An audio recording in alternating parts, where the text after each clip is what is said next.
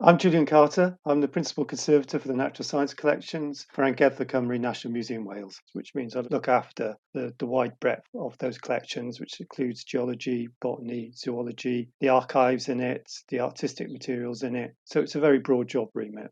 A lot of us in the collection side have stepped up to support our colleagues in security. And that's a twofold approach because obviously it means on the security sweeps, I can also keep an eye on the collections. But we've been doing more than that. The collections are huge, they're important, they're the culture and heritage and the scientific resource of Wales and beyond. And they need looking after. So, in the same way, we need to look after the buildings, we need to look after the collections. So, what teams of us have been doing is going onto site on a regular basis, checking that the environments are working as our systems are telling us or pointing to problems and trying to rectify them, maintaining that environmental equipment that we've got gathered across the museum, and also doing spot checks on the collections themselves. And what we've got over the period where I've trained up and got to know the team that I work with is you've got the security team and the challenges their task face, and then useful to them, they've got people like me now on site regularly who understand the collections well. They can make decisions about freezers that may not be operating properly or leaks that affected parts of the collections, a host of things. So we work really well together as a team. One of the attractions of also joining the security shift was the exploration of the building. It is a really intriguing building, especially the way it's been sort of put together over the years, one bit built here and a bit built there. And it has this whole network of warrens and sub-basements and underground areas. One of my main interests is I'm a caver, and caving is the exploration of the underground world and caves, mines, anything interesting like that. And being a caver, it's just wonderful to explore these places. It's like being in a mine, exploring the underworld, just seeing where all these places go and linking it into the architecture of the building.